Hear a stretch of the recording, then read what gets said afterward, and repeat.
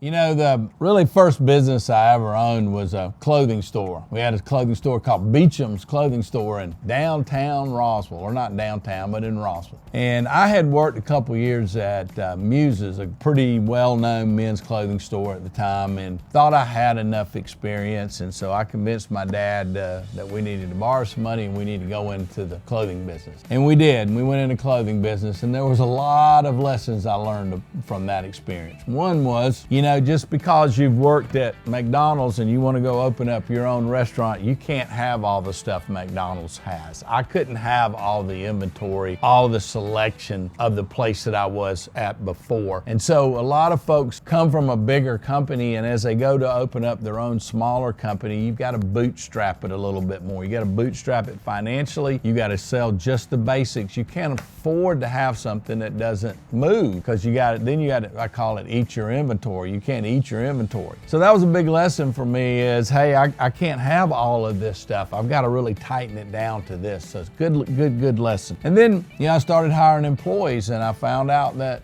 you know, I had several employees during the time that I had that business. One person working for me that was a high school kid, and before long I figured out that she was giving out free clothes to all of her friends when they came in and I wasn't there. I had another person working for me, and I found out that when somebody would pay cash for something, they'd put that in their pocket. So I didn't have the right inventory controls. I didn't have any video camera. And I learned that even the people you know the best sometimes will not do the right thing. And so you have to be very conscious about that. And you have to do certain things to make sure that they know that you're looking, so that won't happen. I also learned that, you know, you kind of think that, okay, I'm going to do this business and then I'm going to do it kind of like the other guy did it. And what I didn't do is I didn't go explore other avenues of business. So one of the things that I ended up doing about halfway through the process of owning the clothing business was I started going out and visiting other people that had similar type operations. And man, was that a game changer. I went to different people all around the Southeast, and I would sit with these other individuals that had really similar type stores as me. We had similar stories, we had similar problems and issues, and some of them had been doing it longer. I'd figured out better ways to do it, and I was able to bring that information back and improve my experience at my store. And one of the biggest things that I found out was that you could go buy stuff less than what I was paying for it. I was basically buying from the people at retail, if you will. It's really a wholesale price, but there was a price below that I didn't know about. So it was a big experience, a lot of profit margin in there for that. So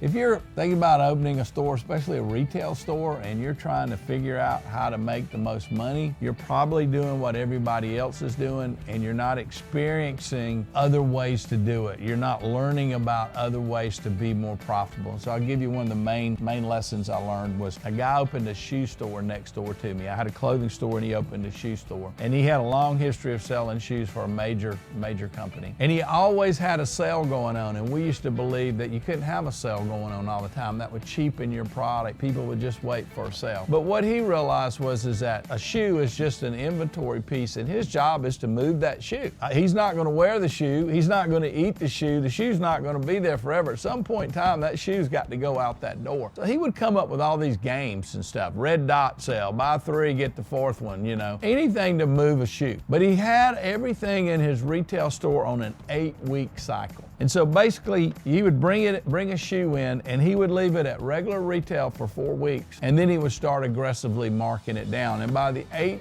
week, that shoe, all those shoes of that particular style had to be out of that store. So he would vary when his inventory came in. He wouldn't get one big shipment. He would split it up so that there was always a little bit of a sale going on, and there was always fresh stuff in the store. Huge lesson for me, and I tell all my retail friends today, you got to move that merchandise through the store. Another thing I learned about it is turns. A lot of people don't understand about turns. If I've got 1,000 square feet and I turn my inventory 12 times, I'm going to make more money than a guy that's got 1,000 square feet and he only turns his inventory 3 times. For instance, an average liquor store used to, I don't know what the number is now, but they would turn their inventory 12 times a year. An average clothing store, men's clothing store, would turn their inventory 1.5 times a year. Both people are paying the same amount of money for the same square footage, and one guy's making a lot more money than the other guy. So what you got to think about is, how do I turn my inventory faster so that I can maximize the most money per square foot. A lot of other great stories about